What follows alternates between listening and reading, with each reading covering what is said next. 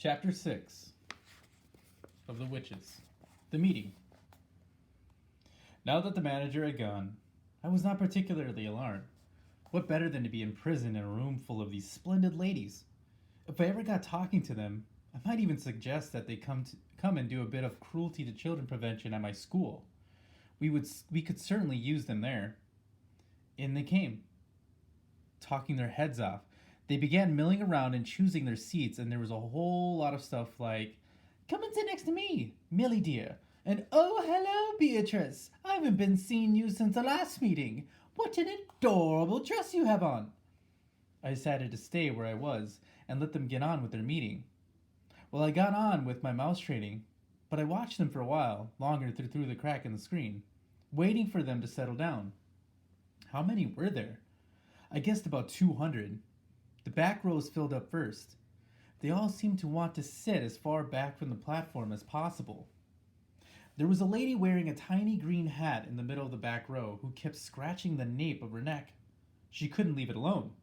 It fascinated me the way her fingers kept scratching away at the hair on the back of her neck. Had she known somebody was watching her from behind? I'm sure she would have been embarrassed. I wondered if she had dandruff. All of a sudden, I noticed that the lady next to her was doing the same thing. And the next one. And the next. The whole lot of them were doing it. They were all scratching away like mad at the hair on the backs of their necks. Did they have fleas in their hair? More likely it was nits. A boy at school called Ashton had nits in his hair last term, and the matron had made him dip his whole head in turpentine. It killed the nits all right, but it nearly killed Ashton as well. Half the skin came away from his scalp. I began to be fascinated by these hair-scratching ladies. It is always funny when you catch someone doing something coarse and she thinks no one is looking. Nose picking, for example, or scratching her bottom. Hair scratching is very nearly as unattractive, especially if it goes on and on. I decided it had to be nits. Then the most astonishing thing happened. I saw one lady pushing her fingers up underneath the hair on her head. And the hair, the entire head of hair, lifted upwards all in one piece, and the hand slid underneath the hair and went on scratching. She was wearing a wig. She was also wearing gloves. I glanced swiftly around at the rest of the now seated audience. Every one of them was wearing gloves. My blood turned to ice. I began to shake all over. I glanced frantically behind me for a back door to escape through. There wasn't one. Should I leap out from behind the screen and make a dash for the double doors? Those double doors were already closed, and I could see a woman standing in front of them. She was bending forward and fixing some sort of a metal chain around the two door handles. "Keep still," I told myself. "No one has seen you yet. There's no reason in the world why they should come and look behind the screen." But one false move, one cough, one sneeze, one nose blow, one little sound of any sort, and it won't be just one witch that gets you. It'll be 200. At that point, I think I fainted. The whole thing was altogether too much for a small boy to cope with. But I don't believe I was out for more than a few seconds, and when I came to, I was lying on the carpet, and I was still, thank heavens, behind the screen. There was absolute silence all around me. Rather shakily, I got to my knees and peered once again through the crack in the screen. Chapter 7. Frizzled like a fritter. All the women, or rather the witches, were now sitting motionless in their chairs and staring as though hypnotized at somebody who had suddenly appeared on the platform. That somebody was another woman. The first thing I noticed about this woman was her size. She was tiny, probably no more than 4.5 feet tall. She looked quite young. I guessed about 25 or 6, and she was very pretty.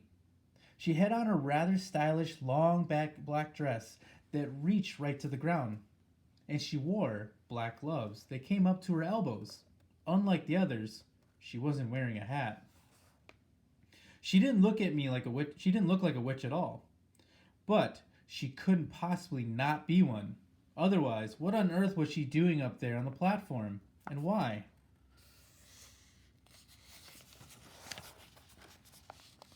For heaven's sake, were all the other witches gazing at her with such a mixture of adoration, awe, and fear?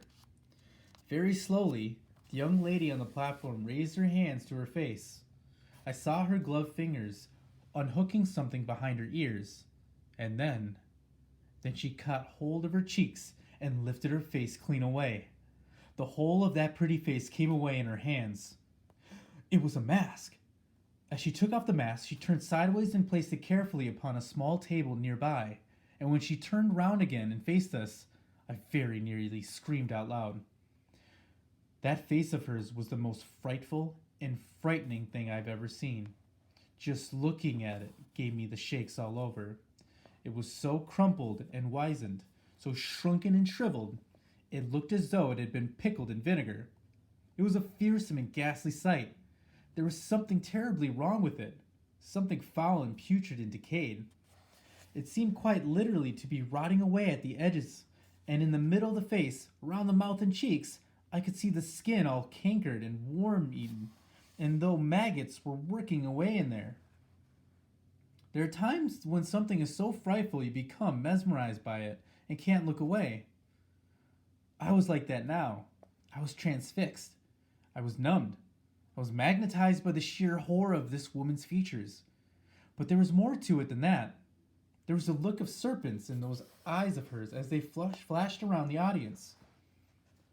I knew immediately, of course, that this was none other than the Grand High Witch herself. I knew also why she had worn a mask.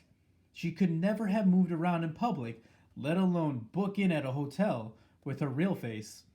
Everyone who saw her would have run away screaming. "The daughters!" shouted the Grand High Witch, in a voice that filled the room and bounced around the walls. "Are they chained and bolted?"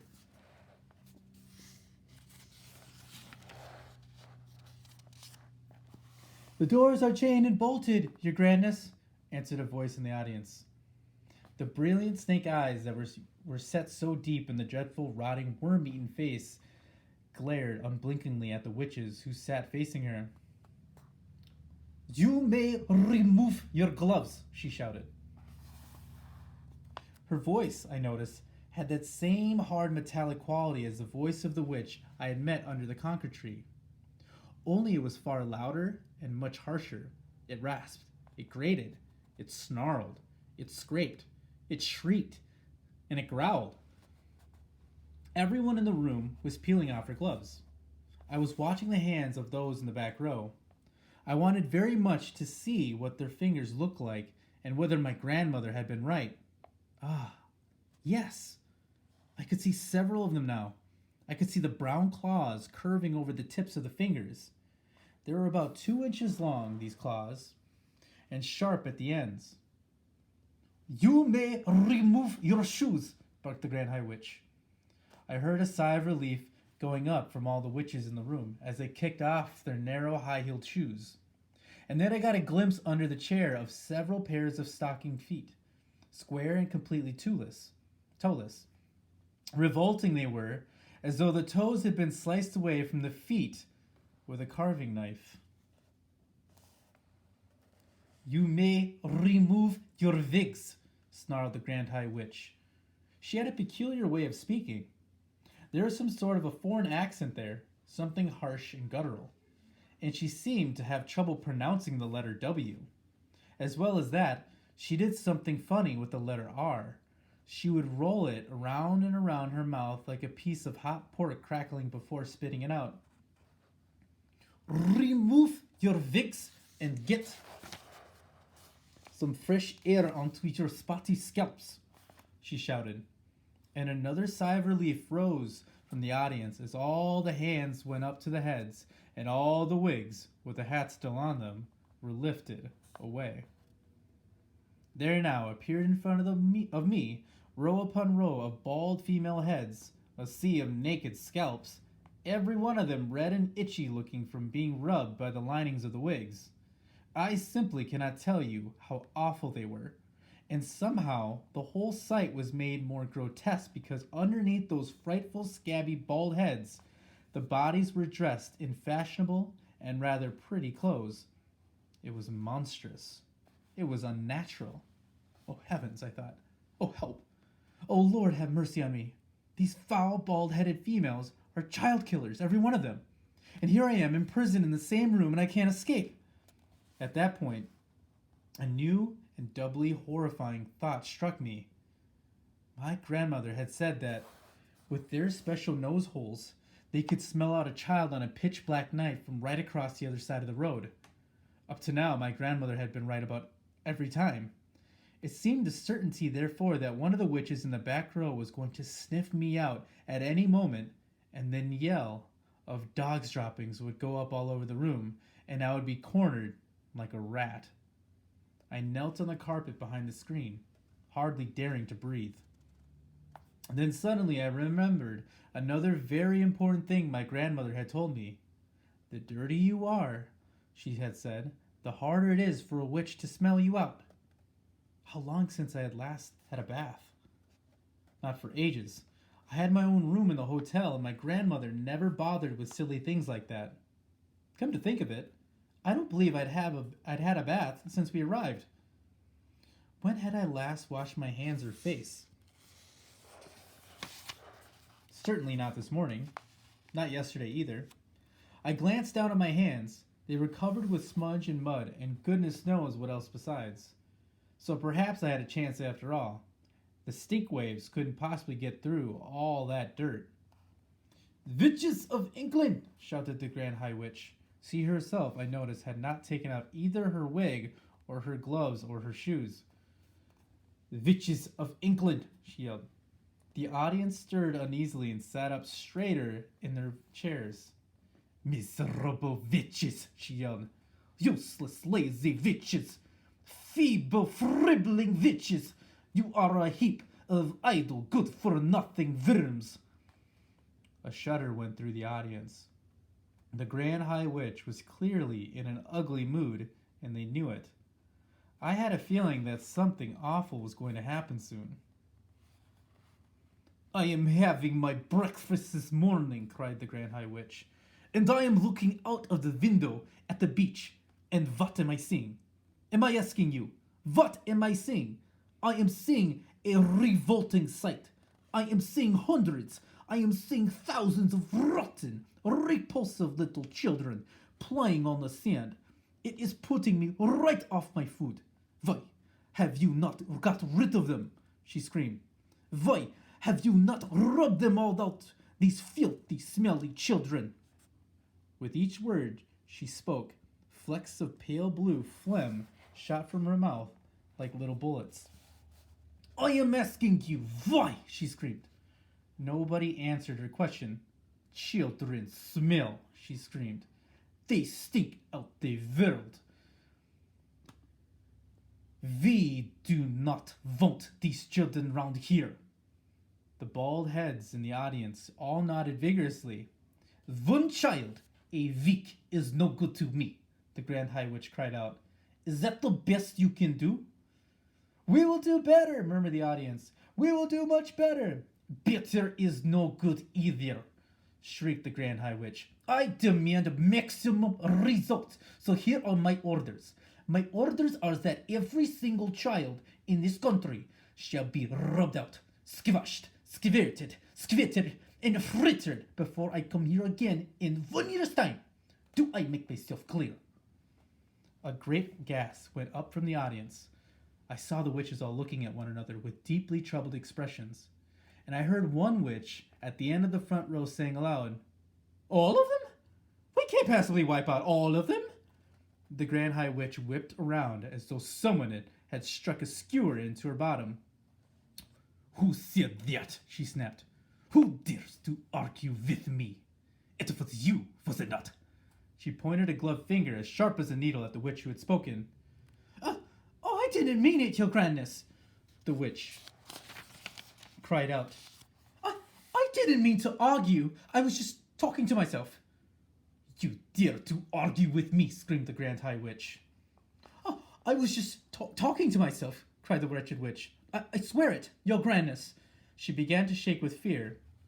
The Grand High Witch took a quick step forward, and when she spoke again, it was in a voice that made my blood run cold. A stupid witch who answers back must burn until her bones are black. She screamed, "No! No!" begged the witch in the front row. The Grand High Witch went on. A foolish witch without a brain must sizzle in the fiery flame. "Save me!" cried the wretched witch in the front row. The Grand High Witch took no notice of her. She spoke again.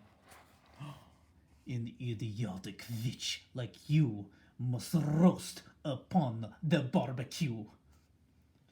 "Forgive me, oh your grandness!" cried the miserable culprit.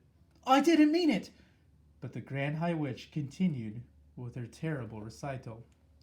A witch who dares to say I'm wrong will not be with us very long. A moment later, a stream of sparks that looked like tiny white hot metal filings came shooting out of the Grand High Witch's eyes and flew straight toward the ones who had dared to speak.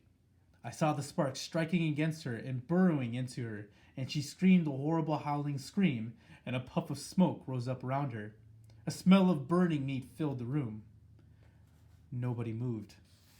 Like me, they were all watching the smoke, and when it had cleared away, the chair was empty. I caught a glimpse of something wispy white, like a little cloud fluttering upwards and disappearing out of the window. A great sigh rose up from the audience. The Grand High Witch glared around the room. "I hope nobody else is going to make me cross today," she remarked. There was a deathly silence. "Frizzled like a fritter," said the Grand High Witch. "Cooked like a carrot. You will never see her again. Now, we can get down to business." And that is the end of the chapter.